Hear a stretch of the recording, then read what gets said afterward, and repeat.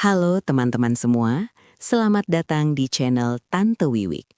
Sebelum kita masuk ke kisah pengkhianatan yang sangat menguras emosi hari ini, silahkan tulis di kolom komentar ya teman-teman, menonton dari daerah mana saja.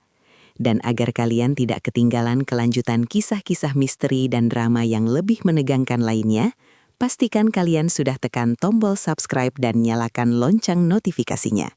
Dukungan kalian sangat berarti agar channel ini terus berkembang. Baik, mari kita mulai ceritanya. Minggu pagi itu, apartemen sederhana di sudut kota Jakarta terasa sangat dingin meski matahari mulai merangkak naik menyentuh kaca jendela. Bagi Maya, hari Minggu bukan lagi hari untuk bersantai dengan keluarga. Sejak kecelakaan maut 2 tahun lalu merenggut Aris, suaminya, setiap hari Minggu hanyalah pengingat tentang kursi kosong di meja makan dan keheningan yang menyesakkan dada. Maya dengan jemari yang masih lincah meski wajahnya kian tirus, sedang merapikan ruang tamu. Di sudut ruangan, Lala, putri kecilnya yang berusia 4 tahun, asyik menyusun balok-balok mainan. "Ayah suka menara yang tinggi kan, Bu?" Celetuk Lala, sosok wanita ningrat yang selalu tampil elegan dengan perhiasan emas yang mencolok. Hubungan mereka tidak pernah benar-benar baik. Sejak awal, Nyonya Widya menganggap Maya hanyalah wanita kelas menengah yang beruntung, dipersunting putranya yang sukses. "Ibu kangen sama Lala," ujar Nyonya Widya tanpa menunggu dipersilahkan masuk. Ia langsung menghambur memeluk cucunya, membawakan setumpuk boneka mahal yang membuat ruang tamu Maya yang sempit terasa semakin penuh. Selama kunjungannya, Nyonya Widya tak henti-hentinya membahas soal harta. "Maya, rumah peninggalan Aris di Bogor itu lebih baik dijual saja. Kamu tidak akan sanggup mengurusnya. Biar ibu yang pegang uangnya untuk tabungan pendidikan Lala ke depan. Kamu fokus saja jualan kue," ucapnya dengan nada meremehkan yang dibungkus perhatian palsu. Maya hanya diam, enggan berdebat dengan wanita yang memegang kendali atas sebagian besar dana asuransi kematian Aris. 1 jam kemudian, Nyonya Widya pamit dengan terburu-buru karena ada janji pertemuan sosial. Namun ia melakukan satu kesalahan fatal yang akan mengubah hidup Maya selamanya. Ponselnya tertinggal di celah sofa. Awalnya Maya berniat membiarkannya. Namun saat ia hendak memindahkan bantal sofa yang terkena tumpahan jus milik Lala, ia melihat benda hitam mengilat itu. Baru saja tangan Maya menyentuh permukaan ponsel tersebut, sebuah getaran hebat muncul. Sebuah panggilan masuk. Darah Maya mendadak terasa berhenti mengalir. Jantungnya berdeguk begitu kencang hingga telinganya berdenging. Di layar ponsel itu, muncul sebuah foto profil si penelepon. Itu bukan foto sembarang orang. Itu adalah foto Aris, suaminya. Dalam foto itu, Aris tampak sangat sehat. Tubuhnya lebih berisi, dan ia mengenakan kemeja linen berwarna biru muda yang belum pernah dilihat Maya selama mereka menikah. Aris tersenyum ke arah kamera, dengan latar belakang sebuah taman yang hijau dan asri. Di bawah foto itu, tertera nama kontak dengan huruf kapital yang sangat jelas. "Anak kesayanganku." "Tidak mungkin," bisik Maya. Suaranya tercekat di tenggorokan. Ponsel itu terus berdering, membelah kesunyian ruang tamu. Melodi ringtone-nya terasa seperti suara dari alam kubur yang memanggil-manggil. Tangan Maya gemetar hebat saat ia mencoba menggeser layar untuk mengangkatnya, namun panggilan itu terputus. Seolah belum cukup membuat Maya nyaris pingsan, sebuah notifikasi pesan WhatsApp muncul tepat setelah panggilan itu mati. Karena ponsel itu tidak terkunci sepenuhnya, mungkin Nyonya Widya baru saja menggunakannya, pratinjau pesan itu terbaca dengan jelas oleh mata Maya yang membelalak. "Bu, transferan yang ibu kirim pagi tadi sudah masuk. Terima kasih. Biaya sekolah anakku bulan ini sangat mahal. Tolong pastikan Maya tidak tahu kalau aku masih rutin menghubungi ibu. Kita harus tetap pada rencana awal sampai semua aset atas namanya berhasil ibu ambil." Dunia Maya serasa berputar. Ia harus berpegangan pada pinggiran meja agar tidak jatuh terjembab. Pesan itu bukan sekedar lelucon. Itu adalah bukti sebuah pengkhianatan yang sangat terstruktur. Suami yang ia tangisi setiap malam, pria yang ia kirimi doa di setiap sujudnya, ternyata masih bernafas. Aris masih hidup, sedang membiayai anaknya yang lain dan berkomplot dengan ibunya sendiri untuk memiskinkan Maya. Air mata kemarahan mulai jatuh membasahi pipi Maya. Rasa sakit karena duka selama 2 tahun ini mendadak berubah menjadi api amarah yang membara. Ia teringat kembali hari kecelakaan itu. Mobil yang hangus terbakar di dasar jurang, jenazah yang katanya tidak bisa dikenali dan hanya diidentifikasi melalui jam tangan serta dompet yang tersisa. Jadi, siapa yang aku kuburkan 2 tahun lalu? Bisik Maya dengan suara parau. Ia segera mengambil ponsel miliknya sendiri, memotret layar ponsel ibu mertuanya berkali-kali sebagai bukti. Ia harus bertindak cepat. Sebelum Nyonya Widya kembali untuk mengambil ponsel ini, Maya harus menyalin semua rahasia yang tersimpan di dalamnya. Di balik jendela, langit yang tadinya cerah mendadak berubah mendung. Maya menatap Lala yang masih asyik bermain, tidak tahu bahwa ayah yang ia rindukan ternyata adalah monster yang sedang bersembunyi di balik kematian palsunya. Ibu akan menuntut keadilan, nak. Tekad Maya dalam hati. Mulai detik ini, tidak akan ada lagi air mata untuk ayahmu. Yang ada hanyalah berhitungan. Maya menyelipkan kembali ponsel itu ke celah sofa, berusaha bersikap seolah tidak terjadi apa-apa saat terdengar suara langkah kaki terburu-buru di lorong apartemen. Nyonya Widya kembali, dan perang baru saja dimulai. Suara langkah kaki yang terburu-buru di lorong apartemen terdengar seperti detak jam kematian bagi Maya. Ia baru saja meletakkan ponsel milik Nyonya Widya kembali ke celah sofa, tepat di posisi semula. Dengan gerakan secepat kilat, ia menghapus air mata di pipinya, merapikan jilbab bergonya yang sedikit miring, dan berpura-pura sedang sibuk mengelap sisa tumpahan jus jeruk di lantai. Ceklek. Pintu terbuka tanpa ketukan. Nyonya Widya muncul dengan napas tersengal. Wajahnya yang biasanya tenang dan berwibawa kini tampak pucat pasi. Matanya bergerak liar menyapu seisi ruangan. Ponsel ibu? Mana ponsel ibu? Suaranya melengking tinggi, kehilangan nada manis yang dipaksakan tadi siang. Maya mendongak, memasang wajah yang paling polos dan bingung yang ia bisa. Ponsel? Oh, tadi ibu simpan di mana? Maya baru saja mau bereskan bantal sofa ini, Bu. Tanpa menjawab, Nyonya Widya menerjang ke arah sofa. Ia merogoh celah bantal dengan kasar, seolah ketakutan bahwa benda itu akan lenyap di telan bumi. Saat jemarinya menyentuh benda keras tersebut, ia menariknya keluar dengan sentakan kuat. Ia langsung menekan tombol power, memeriksa layar, dan napasnya yang memburu perlahan mulai melandai. Namun matanya tetap menyipit, menatap Maya dengan penuh selidik. "Apa ada yang menelepon tadi, Maya?" Tanya Nyonya Widya pelan, suaranya mengandung ancaman yang samar. Maya menelan ludah, jantungnya berdebar kencang, namun ia tahu jika ia berkedip sedikit saja, rencananya akan gagal. "Telepon?" Sepertinya tidak ada, Bu. Maya tadi di dapur mencuci piring. Tidak dengar apa-apa. Memangnya ada apa, Bu? Wajah ibu pucat sekali. Nyonya Widya terdiam sejenak. Ia menatap layar ponselnya sekali lagi. Mungkin memeriksa riwayat panggilan atau notifikasi pesan. Ia tidak tahu bahwa Maya sudah menghafal setiap kata dalam pesan singkat dari Aris itu. "Bukan apa-apa, hanya urusan bisnis penting. Ibu panik karena banyak kontak klien di sini," sahut Nyonya Widya, mencoba mengembalikan wibawanya. Ia merapikan pakaiannya, namun tangannya masih sedikit gemetar saat memasukkan ponsel itu ke dalam tas brandednya. "Ya sudah, ibu pergi dulu. Ingat pesan ibu tadi soal rumah Bogor. Jangan keras kepala, Maya. Ini semua demi kebaikanmu dan Lala." Setelah pintu tertutup dan suara kunci otomatis berdenting, Maya jatuh terduduk di lantai. Tubuhnya lemas, seolah seluruh tulangnya telah dicabut. Ia memeluk lututnya, berusaha meredam isak tangis yang mulai pecah. Di sudut ruangan, Lala menatapnya dengan bingung. "Ibu kenapa menangis? Apa Eyang marah?" tanya gadis kecil itu polos. Maya segera menghapus air matanya dan memeluk Lala erat. "Tidak sayang, ibu hanya kelilipan. Lala main di kamar sebentar ya, ibu harus menelpon Om Doni." Setelah Lala masuk ke kamar, Maya mengambil ponselnya sendiri. Ia membuka galeri foto. Di sana, tersimpan foto-foto hasil jepretannya pada layar ponsel mertuanya tadi. Ia menatap foto Aris lama-lama. Rasa rindu yang selama 2 tahun ini ia pupuk, mendadak berubah menjadi rasa jijik yang luar biasa. Pria yang ia anggap cinta sejatinya, pria yang ia tangisi di depan nisan setiap bulan, ternyata sedang membangun kebahagiaan di atas penderitaan istri dan anaknya. Ia menekan tombol panggil pada nomor Doni, sahabat lamanya yang kini bekerja sebagai penyelidik swasta dan ahli forensik digital. "Don, aku butuh bantuanmu. Sekarang juga." Suara Maya bergetar. "Maya, ada apa? Suaramu aneh sekali," sahut Doni dari seberang telepon. "Aris, Don.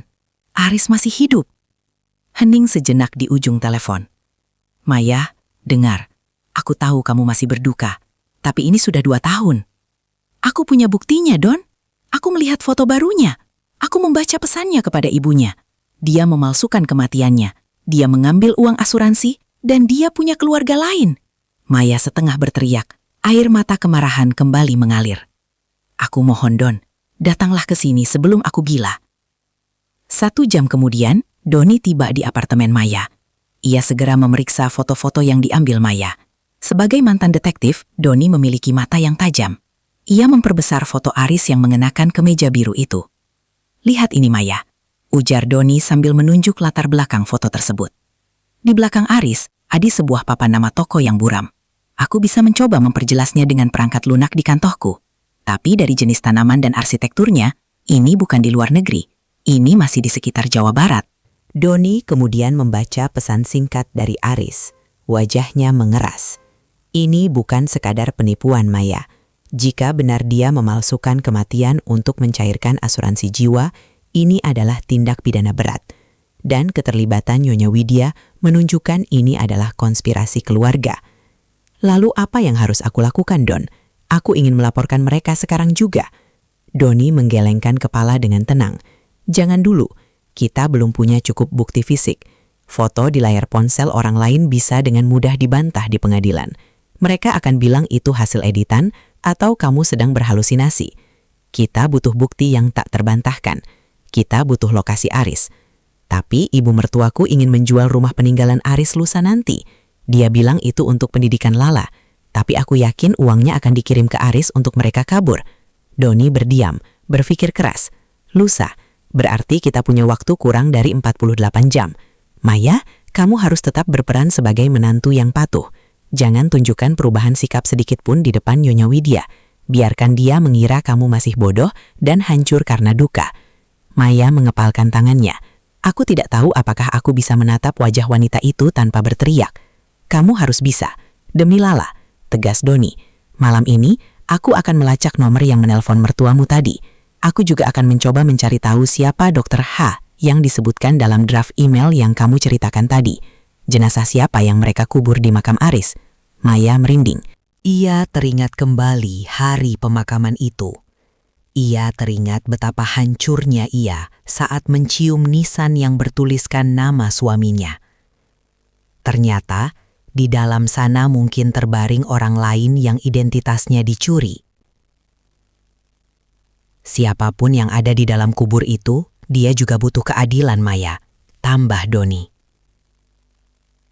Malam itu Maya tidak bisa memejamkan mata. Ia duduk di meja makan, memandangi foto pernikahannya dengan Aris yang masih terpajang di dinding. Dengan gerakan perlahan, ia mengambil bingkai foto itu, membukanya, dan merobek bagian wajah Aris. 2 tahun aku hidup dalam bayang-bayang kematianmu, Aris. Bisiknya dengan suara dingin yang tak pernah ia miliki sebelumnya. Sekarang, giliranku yang akan membuatmu merasa mati, meski jantungmu masih berdetak. Babak baru dimulai. Maya bukan lagi janda yang lemah. Ia adalah pemburu yang sedang menunggu mangsanya masuk ke dalam perangkap. Namun, ia tidak tahu bahwa Nyonya Widya juga bukan lawan yang sembarangan. Di rumah besarnya, Nyonya Widya sedang menatap layar ponsel, menyadari bahwa notifikasi pesannya telah terbaca sebelum ia mengambil ponselnya tadi siang. Pertempuran kecerdasan dan rahasia telah dimulai di bawah langit malam yang pekat. Pagi itu, Maya terbangun dengan perasaan yang jauh berbeda dari hari-hari sebelumnya. Jika biasanya ia bangun dengan berat hati karena merindukan sosok suami, Kini ia bangun dengan adrenalin yang berdesir di pembuluh darahnya. Ia menatap pantulan dirinya di cermin kamar mandi. Matanya sembab, namun ada kilatan tajam yang belum pernah ada di sana selama 2 tahun terakhir. Ingat mayat, bisiknya pada diri sendiri sambil membasuh wajah dengan air dingin. Jangan menyerang sebelum jaringnya siap. Sesuai saran Doni, Maya harus tetap menjadi si janda yang malang. Ia mengenakan gamis berwarna abu-abu kusam dan jilbab instan yang sedikit tidak rapi untuk memberikan kesan bahwa ia masih tenggelam dalam duka dan kelelahan. Pukul 9 pagi, ia menelepon Nyonya Widya. "Halo Bu, maaf kalau Maya mengganggu pagi-pagi." Suara Maya sengaja dibuat sedikit bergetar, seolah ia habis menangis. "Ya Maya, ada apa?" Suara Nyonya Widya terdengar waspada di seberang sana. "Soal rumah di Bogor itu, Maya sudah pikirkan semalaman. Ibu benar, Maya tidak sanggup mengurusnya sendiri. Pajaknya mahal dan Maya butuh modal tambahan untuk jualan kue. Kalau ibu tidak keberatan, Maya setuju rumah itu dijual. Bisakah kita bertemu siang ini untuk membahas surat-suratnya?" Terdengar jeda sejenak. Nyonya Widya sepertinya sedang menimbang-nimbang apakah menantunya ini sedang jujur atau sedang merencanakan sesuatu. Namun, keserakahan rupanya memenangkan kecurigaannya. "Alhamdulillah, akhirnya kamu sadar Maya." Ibu akan ke apartemenmu jam 1 siang. Ibu sudah siapkan semua dokumennya. Kamu tinggal tanda tangan, biar ibu yang urus semuanya ke notaris. "Terima kasih Bu, Ibu memang sangat baik pada kami," tutup Maya dengan nada haru yang dipaksakan. Begitu telepon tertutup, Maya langsung mengirim pesan singkat kepada Doni. Umpan sudah dimakan, dia datang jam 1. Siang itu, Nyonya Widya datang dengan gaya seorang penyelamat. Ia membawa sekotak martabak manis kesukaan Lala dan amplop coklat besar berisi dokumen-dokumen legal. Di meja makan yang kecil, ia membentangkan beberapa lembar kertas. "Ini surat kuasa dan persetujuan penjualan Maya. Ibu sudah minta bantuan kenalan ibu di kantor pertanahan agar prosesnya cepat. Kamu tahu sendiri kan, kalau prosedur biasa bisa berbulan-bulan," ujar Nyonya Widya sambil menyodorkan sebuah pulpen mahal bermerek Montblanc. Maya membaca dokumen itu dengan teliti, berpura-pura tidak mengerti istilah hukum yang rumit. Di antara lembar-lembar itu, matanya menangkap sebuah nama perusahaan sebagai pembeli, PT Cakrawala Jaya Property. Nama itu terasa asing, namun ia segera menyimpannya dalam memori. "Maya tanda tangan di sini ya?" tanya Maya sambil menunjuk kolom tanda tangan. "Iya, di situ. Dan satu lagi di lembar paling belakang untuk pengalihan dana ke rekening Yayasan Pendidikan Lala yang sudah ibu buatkan." Nyonya Widya tersenyum sangat manis, senyuman yang kini terlihat seperti seringai predator di mata Maya. Saat Maya membungkuk untuk menandatangani dokumen, ia sengaja menjatuhkan pulpennya ke lantai, tepat di dekat tas Nyonya Widya yang terbuka di bawah meja. Saat ia membungkuk mengambil pulpen, dengan gerakan yang sudah ia latih berkali-kali dengan Doni, Maya menyelipkan sebuah alat pelacak kecil sebesar kencing baju ke dalam lipatan dalam tas mewah mertuanya. "Maaf Bu, tangan Maya sedikit gemetar," ujar Maya sambil kembali duduk. "Tidak apa-apa sayang, Ibu mengerti ini berat bagimu, tapi percayalah, Aris di sana pasti senang melihat anaknya terjamin." Nyonya Widya mengelus tangan Maya.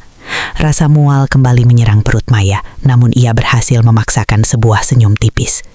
Setelah proses administrasi palsu itu selesai, Nyonya Widya bergegas pergi dengan alasan harus segera ke kantor notaris. Begitu pintu apartemen tertutup, Maya langsung menyalakan tablet yang diberikan Doni semalam. Di layar tablet, sebuah titik merah berkedip-kedip dengan stabil. "Kena kamu," bisik Maya. Titik merah itu bergerak menjauh dari pusat kota Jakarta. Maya terus memantau pergerakan Nyonya Widya dari apartemennya, sementara Lala sedang tidur siak. Titik merah itu tidak berhenti di kantor notaris manapun. Alih-alih menuju gedung perkantoran, mobil Nyonya Widya justru bergerak ke arah pinggiran kota, menuju sebuah area perumahan mewah yang tertutup. Titik merah itu akhirnya berhenti di sebuah gedung rumah sakit swasta kecil yang tampak sangat eksklusif di daerah Tangerang Selatan. "Rumah sakit?" Maya segera menelpon Doni. "Don, dia berhenti di Rumah Sakit Medika Pratama, bukan kantor notaris." "Medika Pratama?" Doni terdengar terkejut di seberang sana. "Itu rumah sakit tempat Dr. Haryo praktek, dokter yang aku temukan di draft email itu, Maya. Dr. Haryo adalah kepala forensik di sana sebelum dia pindah ke bagian manajemen." Apa yang dia lakukan di sana, Don? Mungkin dia sedang mengurus pembayaran terakhir untuk sertifikat kematian palsu itu. Atau ada sesuatu yang lebih besar.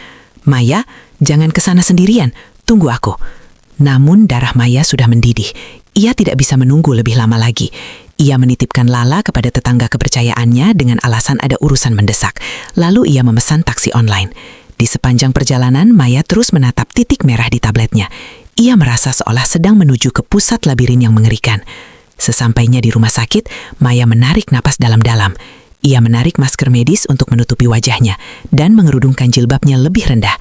Ia mengikuti sinyal GPS menuju ke arah gedung administrasi di lantai 3. Di sebuah lorong yang sepi, Maya melihat Nyonya Widya sedang berdiri di depan sebuah ruangan dengan papan nama Dr. Haryo SPF, Direktur Operasional. Maya bersembunyi di balik pilar besar, menyalakan fitur perekam suara di ponselnya, dan mencoba mendekat setenang mungkin. Pintu ruangan itu tidak tertutup rapat, menyisakan celah kecil yang cukup untuk mendengar percakapan di dalam. Ini sisanya, Dok. Sesuai kesepakatan, suara Nyonya Widya terdengar dingin dan tegas. Tidak ada lagi nada manis seperti saat ia berbicara dengan Maya. Terima kasih, Nyonya. Jenazah tanpa identitas 2 tahun lalu itu sudah terkubur dengan aman sebagai putra Anda. Semua rekam medis asli sudah saya hanguskan. Secara hukum, Aris sudah tidak ada di dunia ini. Sahut suara pria yang berat, yang Maya yakini sebagai Dr. Haryo. Bagus, lusa kami akan berangkat. Setelah penjualan aset terakhir ini beres, tidak akan ada lagi jejak. Pastikan tidak ada orang yang bertanya-tanya tentang peti mati yang tertutup rapat itu lagi. Tentu saja, tapi ingat Nyonya, jika ini sampai terbongkar, saya tidak ikut campur. Tidak akan ada yang tahu. Menantuku itu bodoh dan terlalu sibuk menangis untuk menyadari apa yang terjadi. Mendengar kata bodoh meluncur dari mulut mertuanya, Maya mencengkeram ponselnya dengan kuat hingga buku-buku jarinya memutih. Air mata kemarahan hampir tumpah, namun ia menahannya. Ia sudah mendapatkan bukti suara yang ia butuhkan. Namun, saat Maya hendak berbalik untuk pergi, ia tidak sengaja menyenggol sebuah troli peralatan medis yang ada di belakangnya. Prang! Suara nampan logam jatuh berdentang di lantai lorong yang sunyi itu. Maya membeku, jantungnya serasa berhenti berdetak. Siapa di luar? Suara Nyonya Widya membentak dari dalam ruangan. Langkah kaki cepat terdengar mendekat ke arah pintu. Maya tidak punya waktu untuk lari ke arah lift. Dengan nekat, ia mendorong pintu darurat yang ada tepat di sampingnya dan masuk ke tangga manual, bersembunyi di balik bayang-bayang kegelapan. Pintu ruangan Dr. Haryo terbuka lebar. Nyonya Widya keluar, matanya tajam memindai lorong. Ia melihat nampan yang jatuh, lalu menatap pintu darurat yang masih berayun pelan. Maya menahan napas di balik pintu darurat. Tangannya membekap mulutnya sendiri agar suara napasnya yang memburu tidak terdengar. Di balik pintu, ia bisa mendengar suara langkah sepatu hak tinggi Nyonya Widya yang mendekat. Tap, tap, tap. Nyonya Widya kini berdiri tepat di depan pintu darurat. Tangan wanita itu memegang gagang pintu. Maya bersiap untuk hal terburuk. Jika ia tertangkap di sini, ia tidak tahu apa yang akan dilakukan wanita kejam ini kepadanya. Tepat saat gagang pintu mulai bergerak turun, sebuah suara suster memanggil dari arah lift. Nyonya Widya, maaf, ada telepon untuk Anda di resepsionis bawah. Katanya dari putra Anda. Gagang pintu itu berhenti bergerak. Nyonya Widya terdiam sejenak. Dari putra saya, suaranya terdengar panik. Baik, saya segera ke bawah. Suara langkah kaki menjauh. Maya jatuh terduduk di tangga beton yang dingin. Tubuhnya gemetar hebat. Ia baru saja lolos dari maut. Namun, satu hal yang ia sadari. Aris baru saja menelpon. Itu artinya, Aris merasa ada sesuatu yang salah. Maya segera membuka tabletnya. Titik merah masih di sana. Tapi ia menyadari sesuatu yang baru. Doni baru saja mengirimkan sebuah foto hasil perbaikan citra dari toko di latar belakang foto Aris yang kulihat kemarin. Pesan Doni, Maya, aku tahu di mana dia. Alamat itu adalah sebuah villa di desa terpencil di kaki Gunung Salak. Dan yang lebih mengejutkan, villa itu terdaftar atas nama seorang wanita bernama Vina. Aku baru saja memeriksa data sipil. Vina adalah mantan kekasih Aris saat kuliah, yang dulu dikabarkan pindah ke luar negeri. Maya memejamkan mata. Puzzle itu kini lengkap. Aris tidak hanya memalsukan kematian, dia kembali ke pelukan masa lalunya dengan uang asuransi yang dirampok dari masa depan anaknya sendiri. "Lusa," bisik Maya dengan suara yang kini sekeras baja. "Lusa, kita akan melihat siapa yang sebenarnya bodoh, ibu mertua." Langit di atas Jakarta masih gelap pekat saat Maya menggendong Lala yang masih terlelap menuju mobil Doni. Pukul 4 pagi. Udara dingin menusuk tulang, namun api di dalam dada Maya jauh lebih membara. Ia telah menitipkan sepucuk surat pendek di apartemennya, sekadar catatan palsu untuk mertuanya jika sewaktu-waktu wanita itu berkunjung. "Ibu, Maya izin pulang kampung ke rumah Bibi di Serang 2 hari, mau menenangkan diri sebelum rumah Bogor dijual." Itu adalah umpan agar Nyonya Widya tidak curiga mengapa Maya tidak bisa dihubungi selama rencana besar mereka dieksekusi. Doni sudah menunggu di balik kemudi mobil SUV hitamnya. Wajah pria itu tampak kaku, kelelahan setelah terjaga semalaman memproses data digital. "Sudah siap, Maya? Ini bukan perjalanan rekreasi. Begitu kita sampai di sana, tidak ada jalan kembali," ujar Doni serius. Maya mengangguk mantap sambil memasangkan sabuk pengaman untuk Lala di kursi belakang. "Jalan kembaliku sudah mati 2 tahun lalu, Don. Sekarang yang ada hanya jalan menuju kebenaran." Mobil meluncur membelah jalanan tol yang masih lengang. Tujuan mereka adalah sebuah koordinat di kaki Gulung Salak, sebuah desa bernama Kalibiru. Jaraknya hanya 3 jam dari Jakarta, namun bagi Maya, tempat itu terasa seperti berada di ujung dunia yang lain. Dunia di mana suaminya hidup sebagai orang lain. Selama perjalanan, Doni menyerahkan sebuah map coklat. "Aku sudah menelusuri sosok Vina. Ternyata dia bukan sekadar mantan kekasih." Vina adalah alasan Aris sering bertengkar dengan ibunya dulu. Nyonya Widya tidak merestui mereka karena latar belakang keluarga Vina yang dianggap bermasalah. Tapi lihat sekarang, ironisnya, Nyonya Widya justru bekerja sama dengan wanita yang dulu ia hina demi melindungi putra kesayangannya dari penjara. Maya membuka map itu. Ada foto seorang wanita cantik dengan rambut panjang bergelombang. Wajahnya tampak lembut, namun Maya tahu, di balik kelembutan itu, ada seorang wanita yang tega membangun rumah tangga di atas puing-puing penderitaan wanita lain. "Lalu anak itu?" tanya Maya, suaranya barau. "Anak laki-laki yang difoto bersama Aris itu berusia 6 tahun, namanya Rian," jawab Doni pelan. "Jika hitungannya benar, Aris sudah memiliki hubungan gelap dengan Vina jauh sebelum dia dinyatakan meninggal. Bahkan mungkin sebelum Aris menikahimu, Maya." Maya memejamkan mata. Rasa mual itu kembali. Jadi selama ini ia hanyalah sebuah kedok.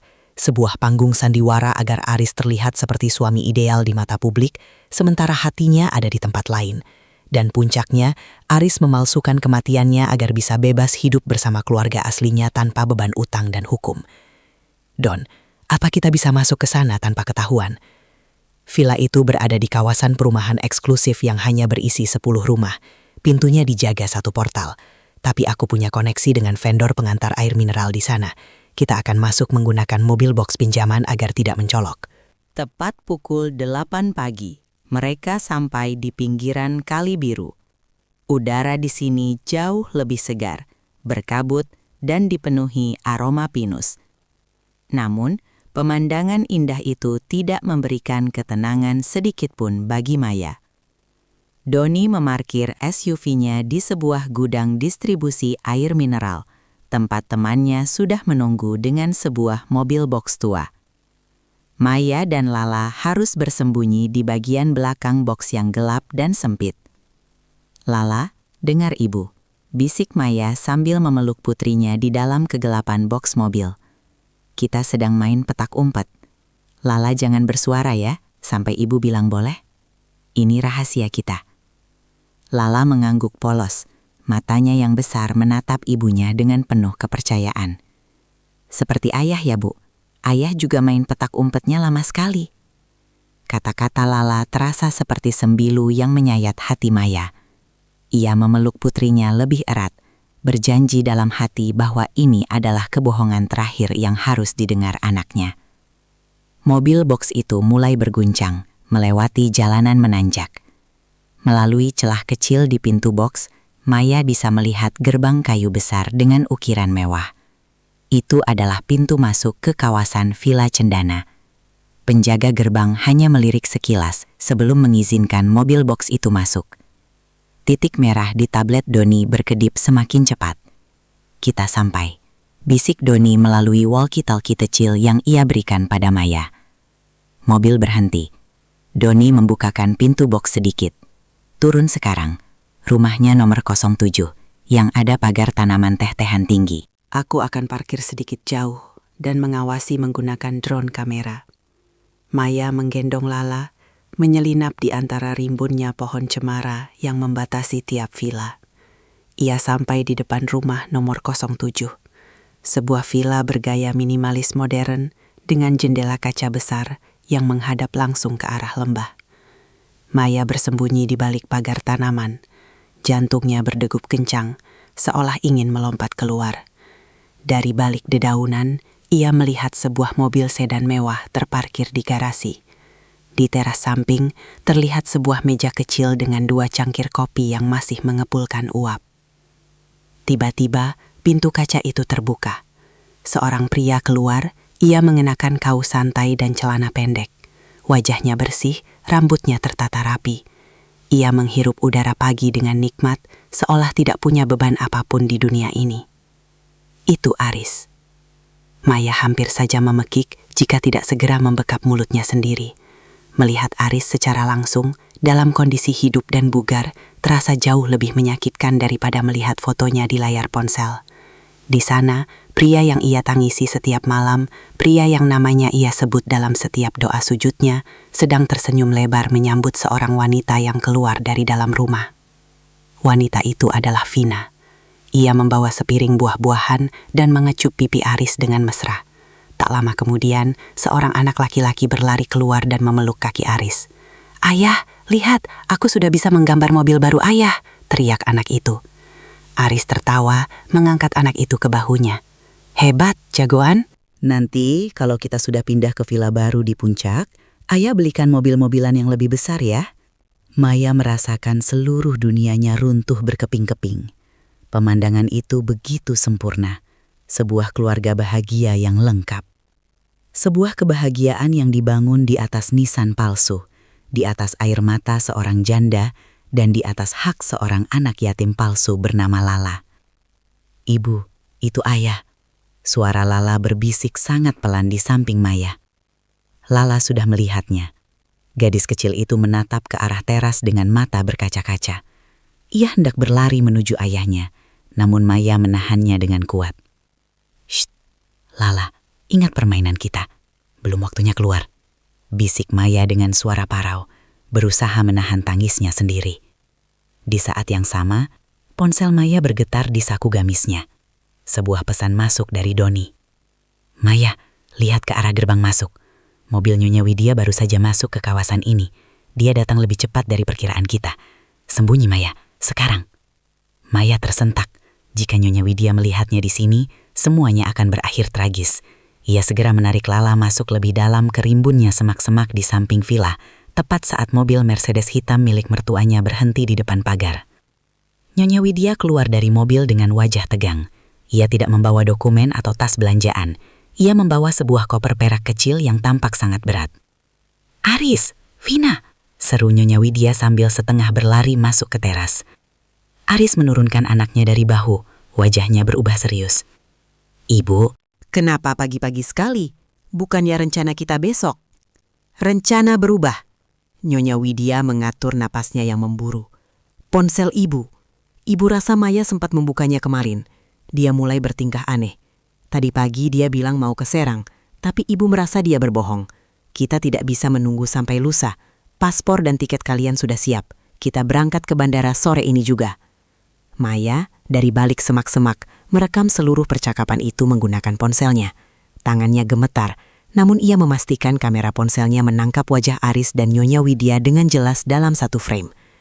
"Tapi Bu, uang hasil penjualan rumah Bogor belum cair," seru Vina panik. "Lupakan rumah itu. Uang asuransi di rekening luar negeri sudah cukup untuk kalian hidup mewah di Singapura selama 10 tahun. Cepat kemasi barang-barang kalian, kita harus pergi sebelum polisi atau siapapun mencium jejak kita," perintah Nyonya Widya tegas. Maya menatap layar ponselnya. ia sudah mendapatkan bukti pamungkas, pengakuan langsung tentang pemalsuan kematian, pencurian uang asuransi, dan rencana melarikan diri. "Don," bisik Maya ke walkie-talkie, "mereka mau kabur sore ini. Hubungi polisi sekarang, jangan tunggu lagi." Polisi sedang meluncur, Maya, tapi mereka butuh waktu 30 menit untuk sampai ke atas sini karena medannya sulit. Kamu harus tetap di sana, jangan lakukan tindakan konyol. Namun, Maya melihat Aris mulai masuk ke dalam rumah untuk mengambil koper. Ia melihat Nyonya Widya yang mulai gelisah melirik ke arah jam tangan. Jika mereka pergi sekarang, mereka akan hilang selamanya. Singapura luas, dan dengan identitas palsu, mereka akan sulit ditemukan lagi. Maya menatap Lala yang sedang menangis tanpa suara, lalu menatap Aris yang sedang tertawa di dalam sana. Keberanian yang nekat tiba-tiba muncul di dalam diri Maya. Ia lelah bersembunyi, ia lelah menjadi korban. "Lala, tunggu di sini sebentar ya, jangan keluar sampai Om Doni datang menjemput Lala," ujar Maya lembut sambil mencium kening putrinya. "Ibu mau kemana?" "Ibu mau mengakhiri permainan petak umpet ini." Maya berdiri dari semak-semak. Ia merapikan jilbabnya, menghapus air matanya, dan melangkah keluar menuju teras villa dengan kepala tegak. Tet, tet, tet. Suara langkah sepatu Maya di atas lantai keramik teras membuat percakapan di dalam rumah terhenti seketika. Nyonya Widya yang sedang menutup koper perak di atas meja menoleh dengan kaget. Wajah wanita tua itu berubah pucat pasi. Matanya hampir melompat keluar dari kelopaknya. Maya." Aris keluar dari kamar dengan sebuah tas ransel di tangan. Ia membeku di ambang pintu. Tatapannya bertemu dengan mata Maya. Untuk beberapa detik, kesunyian yang mencekam menyelimuti tempat itu. "Assalamualaikum, Mas Aris," ujar Maya dengan suara yang sangat tenang, namun sedingin es. "2 tahun ini di akhirat, apakah kopinya seenak di sini?" Dunia seolah berhenti berputar. Sang laba-laba kini terjebak di dalam jaringnya sendiri. Udara pegunungan yang tadinya segar mendadak terasa menyesakkan. Seolah oksigen di teras villa itu tersedot habis oleh ketegangan yang memuncak. Aris berdiri terpaku di ambang pintu. Ranselnya jatuh terlepas dari genggamannya, menghantam lantai dengan bunyi gedebuk yang berat. Seberat rahasia yang ia simpan selama 2 tahun ini. "Maya." Suara Aris keluar sebagai bisikan parau. Tidak ada nada rindu di sana. Yang ada hanyalah ketakutan murni. Nyonya Widya adalah yang pertama kali siuman dari keterkejutannya. Matanya yang tajam langsung berubah menjadi penuh kebencian. Ia melangkah maju, menghalangi pandangan Maya terhadap Aris, seolah ingin melindungi harta haramnya. "Apa yang kamu lakukan di sini, Maya? Kamu membuntuti ibu," bentak Nyonya Widya. Suaranya melengking, memecah keheningan desa Kalibiru. Maya tidak mundur selangkah pun. Ia menatap lurus ke mata mertuanya, lalu beralih ke pria di belakangnya.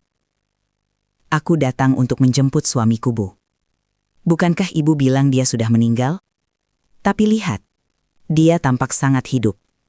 Bahkan lebih hidup daripada aku yang ibu biarkan membusuk dalam duka selama 2 tahun. Vina, wanita yang tadi tampak begitu anggun, kini keluar dari dalam rumah dengan wajah pucat. Ia merangkul anak laki-lakinya, mencoba menyembunyikan bocah itu di balik punggungnya. "Mas Aris, siapa dia?" tanya Vina dengan suara bergetar, meski ia tahu persis siapa wanita berhijab di depannya. Maya tertawa getir. Aku adalah wanita yang memegang nisan kosong setiap bulan. Aku adalah wanita yang menandatangani surat asuransi agar kamu dan suamiku bisa hidup mewah di sini, sementara anakku hampir kehilangan masa depannya." "Cukup, Maya," Nyonya Widya berteriak, wajahnya merah padam. "Kamu tidak tahu apa-apa. Aris melakukan ini demi keselamatan keluarga. Dia dijebak utang, dia ditekan. Ini satu-satunya cara." "Keselamatan keluarga?" Maya memotong dengan nada meremehkan. "Keluarga yang mana, Bu? Keluarga yang ini? Atau keluarga yang ibu telantarkan di Jakarta? Ibu memalsukan kematian anak ibu sendiri, mengubur jenazah orang asing yang entah siapa, dan merampok uang asuransi. Itu bukan menyelamatkan keluarga. Itu adalah kejahatan." Aris akhirnya melangkah maju. Ia mencoba mendekati Maya. Tangannya terulur ragu. "Maya, dengarkan aku. Ini semua tidak seperti yang kamu lihat. Aku berencana menjemputmu dan Lala nanti, setelah semuanya tenang. Bohong, teriak Maya. Aku membaca pesanmu, Aris. Kamu ingin ibu mengambil semua aset atasku agar aku tidak punya apa-apa lagi untuk mengejarmu. Kamu ingin aku dan Lala lenyap dari hidupmu. Keadaan menjadi kacau saat Nyonya Widya menyadari bahwa Maya memegang ponsel yang layarnya masih menyala, merekam segala sesuatu. Ambil ponselnya, Aris. Jangan biarkan dia membawa bukti itu. Perintah Nyonya Widya kalap. Aris ragu sejenak, namun dorongan untuk selamat mengalahkan rasa bersalahnya. Ia menerjang ke arah Maya. Maya mencoba berkelit, namun Aris jauh lebih kuat. Ia mencengkram lengan Maya, mencoba merebut ponsel tersebut. Lepaskan, Aris. Kamu sudah mati bagiku, jerit Maya. Di saat pergulatan itu terjadi, sebuah suara tangis pecah dari balik semak-semak. Ayah! Lala berlari keluar dari persembunyiannya. Ia tidak lagi bisa menahan diri melihat ibunya dikasari. Gadis kecil itu berlari dan memeluk kaki Aris, menangis histeris. Aris membeku. Tenaganya mendadak hilang saat melihat wajah putrinya yang basah oleh air mata. Lala, bisik Aris. Untuk pertama kalinya, ada kilatan penyesalan di matanya. Namun, Nyonya Widya tidak memiliki nurani yang sama. Ia melihat koper perak berisi uang dan paspor di atas meja. Baginya, kebebasan adalah segalanya. Aris, cepat masuk ke mobil. Bawa koper itu. Jangan pedulikan anak itu. Dia cucumu, Ku. Teriak Maya sambil menarik Lala ke pelukannya.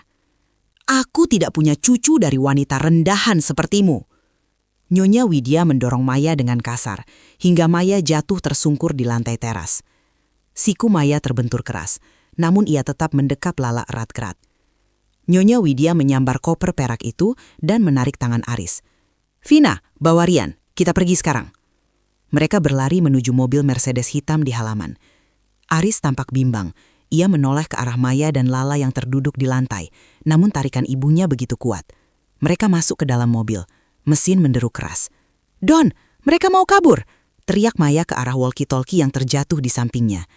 Tepat saat Mercedes itu hendak melesat keluar gerbang villa, sebuah mobil box tua melintang di tengah jalan, menutup akses keluar. Itu Doni. Ia menggunakan mobil box pengantar air mineral untuk memblokir jalan. Ciit! Mobil Mercedes itu mengerem mendadak, hampir menabrak sisi mobil box. Nyonya Widya memaki-maki, menyuruh sopirnya untuk menabrak saja. Namun dari arah bawah jalan menanjak, suara sirine polisi mulai terdengar meraung-raung, membelah keheningan hutan pinus. 1, 2, 3 mobil polisi muncul dari balik tikungan, mengepung area villa tersebut dengan lampu biru merah yang menyilaukan. Keluar dari kendaraan dan angkat tangan. Suara instruksi dari pengeras suara polisi menggema. Di dalam mobil, kepanikan luar biasa terjadi. Nyonya Widya terlihat histeris, sementara Aris hanya bisa menyandarkan kepalanya di setir, menyadari bahwa pelariannya telah berakhir di ujung jalan buntu. Maya berdiri perlahan, dibantu oleh Doni yang baru saja turun dari mobil box. Ia menggendong Lala yang masih terisak. Maya berdiri di depan mobil mertuanya, menatap melalui kaca depan yang transparan. Polisi bersenjata lengkap mendekat, memaksa pintu mobil terbuka. Aris ditarik keluar terlebih dahulu. Ia diborgol di depan mata anak dan istrinya. Disusul oleh Nyonya Widya yang terus berteriak bahwa ini adalah kesalahpahaman. Terakhir, Vina keluar dengan wajah hancur, memeluk anaknya yang ketakutan. Petugas polisi mendekati Maya. Ibu Maya, kami sudah menerima rekaman bukti digital dari rekan Anda. Terima kasih atas keberaniannya. Maya hanya mengangguk lemah. Ia melihat Aris yang kini berdiri lesu di samping mobil polisi. Aris menatapnya, bibirnya bergerak seolah ingin mengucapkan kata maaf. Namun Maya memalingkan wajah. Mas, panggil Maya pelan. Cukup untuk didengar Aris sebelum ia dimasukkan ke dalam mobil tahanan. Hari ini, aku benar-benar akan mengadakan tahlilan di rumah. Tapi bukan untuk mendoakan kematianmu 2 tahun lalu. Aris menoleh dengan tatapan bingung. Aku akan berdoa agar pria bernama Aris yang aku cintai benar-benar beristirahat dengan tenang di hatiku. Karena pria yang berdiri di depanku sekarang adalah orang asing yang tidak aku kenal. Mobil-mobil polisi itu mulai bergerak turun, membawa pergi para pengkhianat tersebut. Suasana villa kembali sunyi, menyisakan kabut pagi yang mulai menipis. Maya memeluk Lala, menatap lembah yang indah di bawah sana. "Ibu, ayah pergi lagi?" tanya Lala lirih. Maya mengecup kening putrinya. "Iya nak, ayah harus pergi jauh untuk mempertanggungjawabkan permainannya. Tapi sekarang, kita tidak perlu lagi main petak umpet. Kita bisa pulang ke rumah kita yang sebenarnya."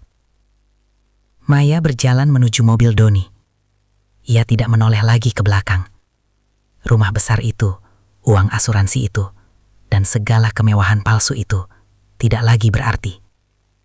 Ia telah memenangkan kembali harga dirinya. Dan yang paling penting, ia telah menyelamatkan masa depan putrinya dari lingkaran setan kebohongan. Gema sirine polisi perlahan menghilang, digantikan oleh kesunyian pegunungan yang terasa mencekam. Maya terduduk di kursi penumpang mobil Doni, mendekap Lala yang akhirnya tertidur karena kelelahan emosional. Meski para pelaku telah diborgol, ada satu duri yang masih mengganjal di ulu hati Maya. Sebuah pertanyaan yang membuatnya mual setiap kali membayangkan nisan bertuliskan nama suaminya di Jakarta. "Don," suara Maya pecah nyaris berbisik. "Jika Aris ada di sini, lalu siapa yang selama 2 tahun ini aku tangisi di pemakaman itu?"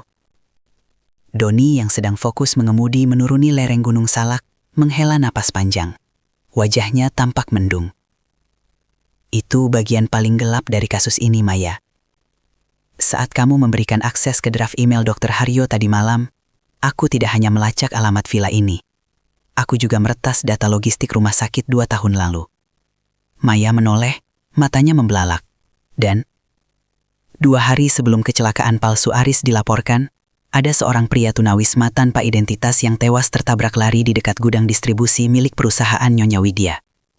Jenazahnya dibawa ke RS Medika Pratama, ke bagian forensik yang dipimpin Dr. Haryo. Di sana, data jenazah itu dihilangkan dari sistem publik. Maya menutup mulutnya dengan tangan, menahan rasa mual yang hebat. Jadi mereka mencuri mayat orang yang sudah malang itu untuk dijadikan tumin Aris. Bukan sekedar mencuri, Maya. Mereka membakar mobil itu dengan jenazah di dalamnya untuk memastikan wajahnya tidak dikenali. Nyonya Widya memberikan jam tangan dan dompet Aris kepada Dr. Haryo untuk diletakkan di TKP.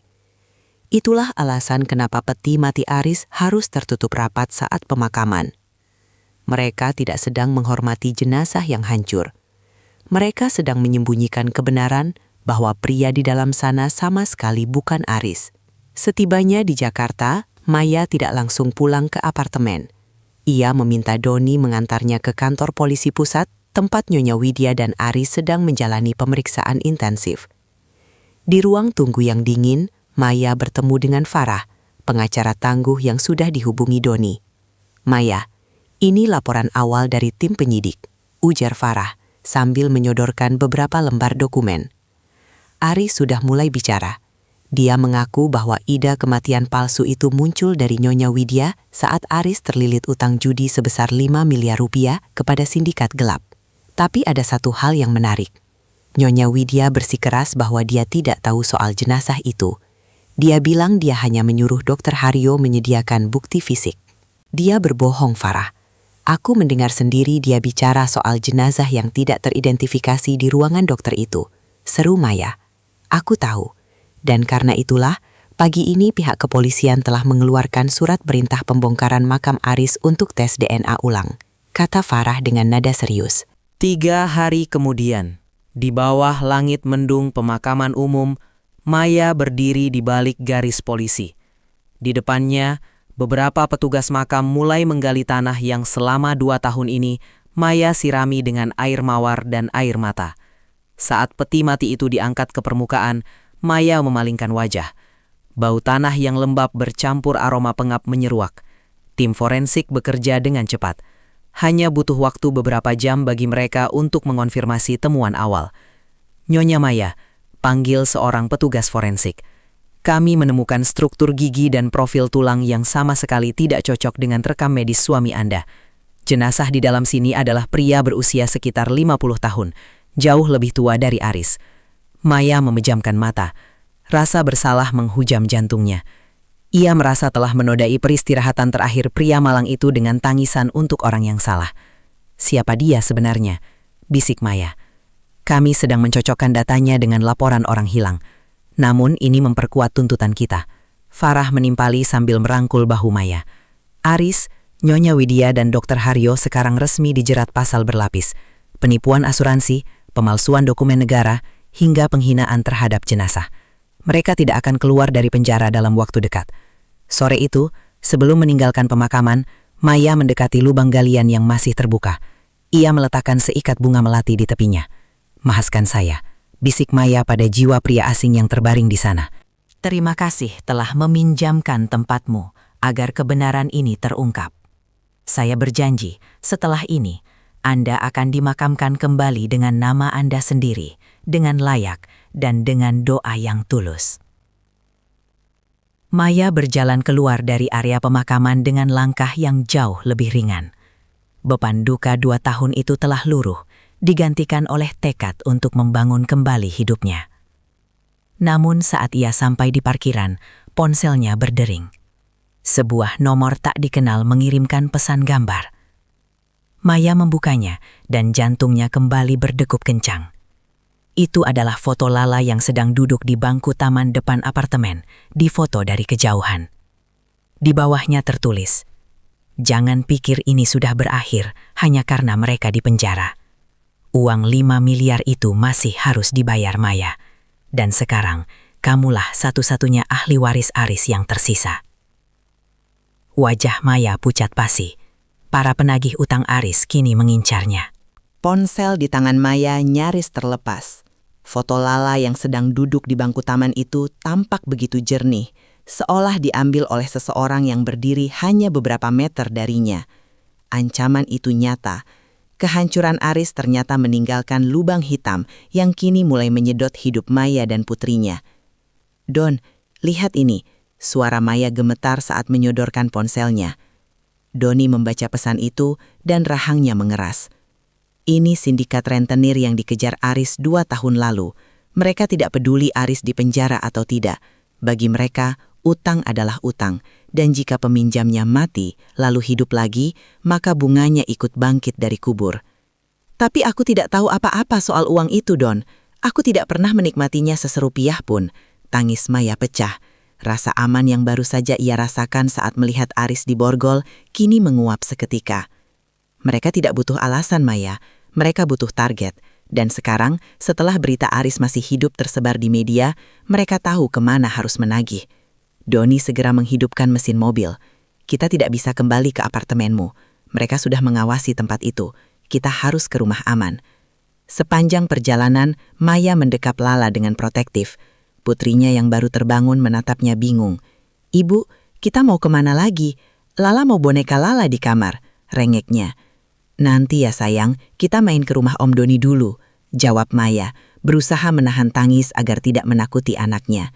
Rumah aman yang dimaksud Doni adalah sebuah unit apartemen tua di pinggiran Jakarta yang terdaftar atas nama samaran. Di sana, Farah sudah menunggu dengan wajah cemas. "Maya, aku baru saja mendapat kabar dari kepolisian," ujar Farah tanpa basa-basi. Aris mengaku di bawah tekanan bahwa selain menipu asuransi, dia juga menjaminkan sertifikat rumah orang tuamu yang ada di Serang kepada kelompok ini. Nyonya Widya rupanya memansukan tanda tangan bibimu yang menjaga rumah itu. Maya lemas. Rumah itu adalah satu-satunya warisan almarhum ayahnya yang tersisa untuk masa tua bibinya.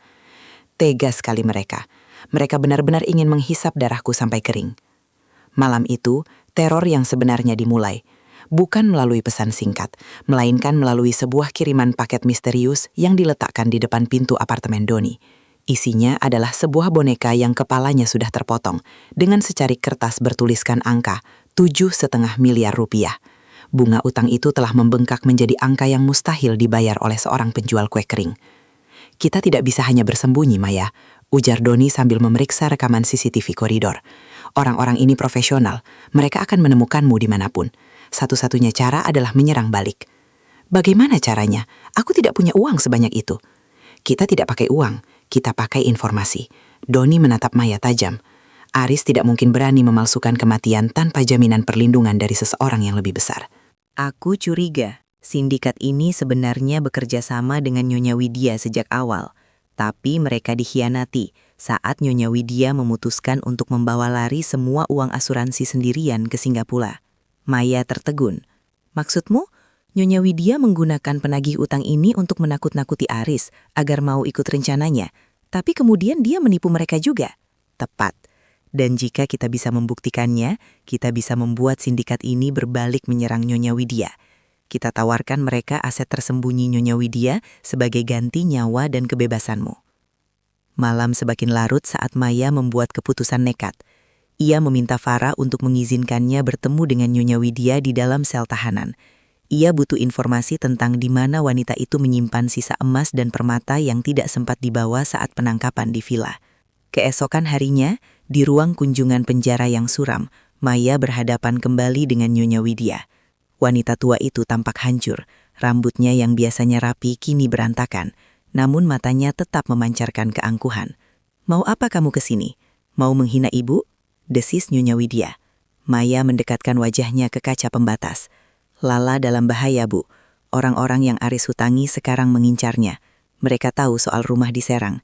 Jika ibu masih punya sisa hati nurani, beritahu aku di mana ibu menyimpan sisa aset yang ibu sembunyikan dari polisi. Aku akan memberikan aset itu pada mereka agar mereka melepaskan kami." Nyonya Widya tertawa getir.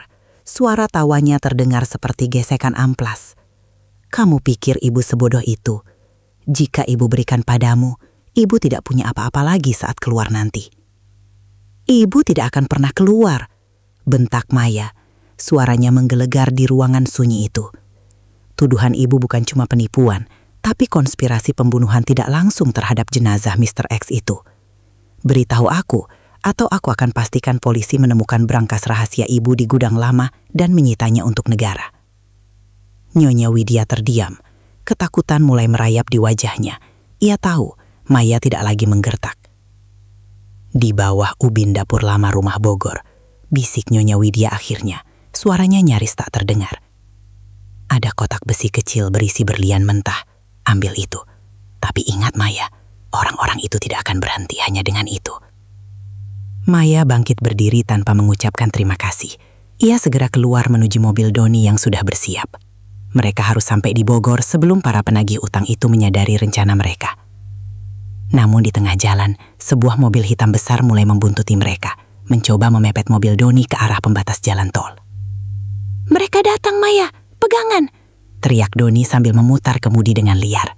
Daru mesin mobil SUV hitam di belakang mereka terdengar seperti geraman pemangsa yang lapar. Doni menginjak pedal gas dalam-dalam, membuat mobil mereka melesat di antara kepadatan arus lalu lintas menuju arah Bogor. Di kursi belakang, Maya memeluk Lala sekencang mungkin, berusaha meredam guncangan hebat saat Doni melakukan manuver berbahaya menyalip deretan kendaraan. "Don, mereka semakin dekat!" teriak Maya sambil melirik spion samping. Mobil hitam itu tidak peduli dengan keselamatan pengguna jalan lain, mereka menabrak spion mobil lain dan terus memepet Doni. "Tetap menunduk, Maya," balas Doni dengan urat leher yang menegang. "Aku akan mencoba membuang mereka di tikungan tikus setelah gerbang tol." Ban mobil berdecit nyaring saat Doni membanting setir keluar dari jalur utama menuju jalanan sempit yang menanjak ke arah kawasan perbukitan. Namun para pengejar itu seolah sudah hafal medan. Mereka terus menempel bahkan mulai mencoba menabrak bagian belakang mobil Doni. Brak! Benturan itu membuat kepala Maya terhentak. Lala menangis histeris. Ketakutan yang mencekam kini berubah menjadi amarah di hati Maya. Ia tidak boleh mati di sini. Ia tidak boleh membiarkan putrinya menjadi korban kerakusan Aris dan Nyonya Widya. "Don, telepon polisi atau siapapun." "Sinyal di sini buruk, Maya. Kita harus sampai ke rumah Bogor itu. Di sana ada sistem keamanan lama yang mungkin masih berfungsi," sahut Doni. Debu berterbangan di udara saat Maya, Doni, dan Lala menerjang masuk ke dalam dapur rumah tua yang pengap itu. Di luar, suara derit rem mobil SUV hitam terdengar memekakkan telinga, disusul suara pintu mobil yang dibanting keras. Para pengejar itu sudah sampai. "Don, mereka di teras," bisik Maya dengan napas memburu. Ia menyembunyikan Lala di dalam lemari kayu besar di sudut dapur. Lala, jangan keluar sebelum ibu panggil ya. Janji? Lala hanya mengangguk kecil dengan mata yang sembab. Doni segera mengambil sebatang besi tua dari dekat kompor, sementara Maya berlutut di lantai dapur yang kotor. Sesuai instruksi Nyonya Widya, ia mencari ubin yang terasa longgar di dekat meja dapur permanen. Dengan kuku dan bantuan ujung pisau dapur, Maya mencungkil ubin berwarna kusam itu. Cepat Maya, mereka mulai mendobrak pintu depan. Seru Doni sambil berjaga di ambang pintu dapur. Brak! Pintu depan rumah roboh. Langkah sepatu bot yang berat bergema di ruang tamu yang kosong. Maya, keluar kamu. Bawa berlian itu atau anakmu tidak akan pernah melihat matahari besok. Suara parau itu menggelegar, penuh ancaman. Itu adalah bos penagih utang yang dikenal dengan nama si Macan. Tepat saat itu, ubin di bawah tangan Maya terlepas. Di baliknya terdapat sebuah kotak besi kecil yang sudah berkarat. Maya menariknya keluar, hatinya mencelos melihat isinya. 5 buah berlian mentah yang berkilau, meski dalam kegelapan. Benda ini adalah kunci kebebasan, sekaligus kutukan. Don, aku menemukannya.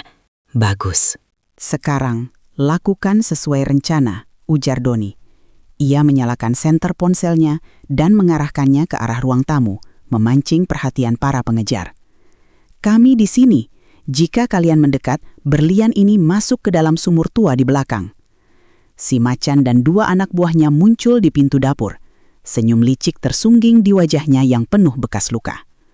Pintar juga kamu janda. Sekarang serahkan kotaknya. Maya berdiri, memegang kotak itu tinggi-tinggi di atas lubang sumur terbuka yang ada di area belakang dapur. Mundur, aku tahu. Nyonya Widya juga berutang pada kalian, bukan hanya Aris. Dia mengkhianati kalian kan? Dia mau membawa lari semua ini ke Singapura. Dia sudah membusuk di penjara. Sekarang kaulah penjaminnya, geram si Macan sambil melangkah maju. 1 langkah lagi dan berlian ini hilang, ancam Maya. Tangannya gemetar, namun matanya menatap tajam. Aku akan berikan ini, tapi biarkan Doni dan anakku pergi dulu.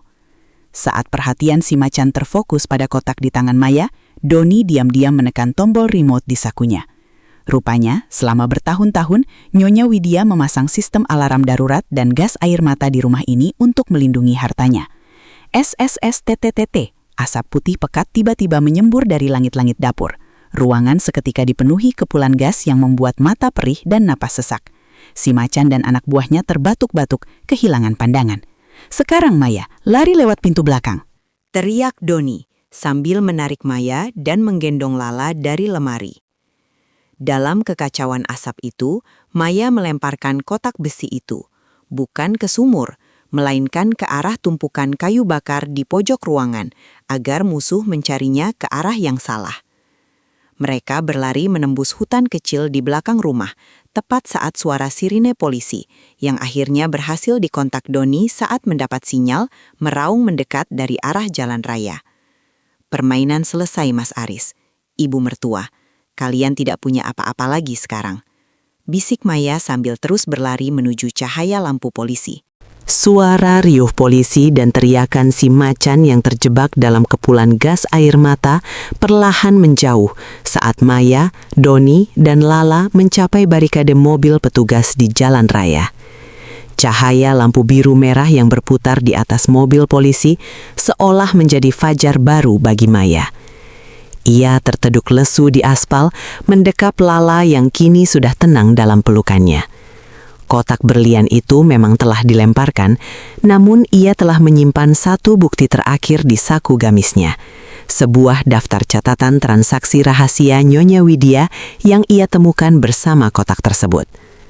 1 bulan kemudian, ruang sidang Pengadilan Negeri Jakarta dipenuhi oleh kerumunan media. Aris, yang kini tampak kuyu dengan seragam tahanan oranye, duduk di kursi pesakitan bersandingan dengan ibunya, Nyonya Widya.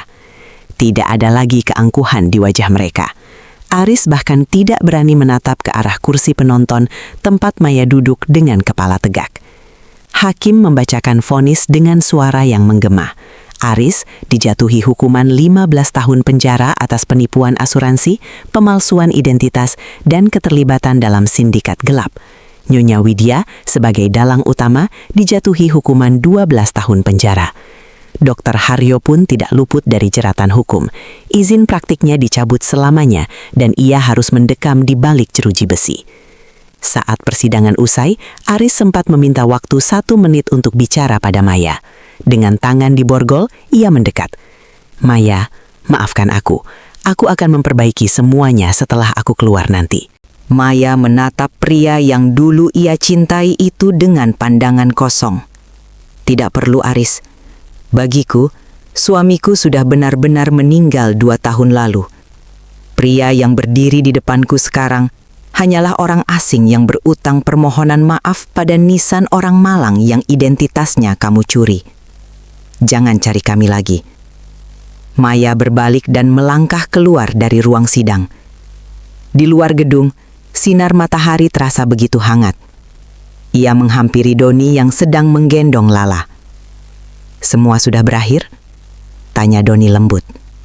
"Ya, benar-benar berakhir," jawab Maya sambil tersenyum tipis. "Rumah di Serang berhasil kita selamatkan, dan rumah di Bogor akan disita negara untuk membayar kerugian asuransi. Aku tidak punya warisan miliaran, Don, tapi aku punya hidupku kembali." Maya mengambil alih Lala dari gendongan Doni. Mereka berjalan menuju parkiran, meninggalkan masa lalu yang penuh dengan kabut kebohongan. Di makam Mr. X, jenazah malang itu kini telah dimakamkan kembali secara layak dengan nama aslinya yang berhasil diidentifikasi polisi. Maya telah menepati janjinya. Kini, setiap hari Minggu tidak lagi terasa lengang dan sunyi. Bagi Maya, kebahagiaan bukan lagi tentang memiliki sosok suami yang sempurna, melainkan tentang kejujuran dan ketenangan batin. Ia akan terus membuat kue, membesarkan Lala, dan menatap masa depan tanpa harus takut akan bayang-bayang dari balik nisan. Kalimat penutup. Pada akhirnya, kebohongan mungkin bisa berlari kencang dan bersembunyi di balik kematian. Namun kebenaran selalu memiliki caranya sendiri untuk bangkit dan menuntut keadilan. Luka memang meninggalkan bekas, tetapi bekas itulah yang membuktikan bahwa kita lebih kuat dari pengkhianatan yang mencoba menghancurkan kita. Terima kasih telah mengikuti kisah Nisan Tanpa Jasad. Jangan lupa like, subscribe, dan tulis di kolom komentar pendapat kalian tentang akhir cerita ini. Sampai jumpa di kisah menarik selanjutnya.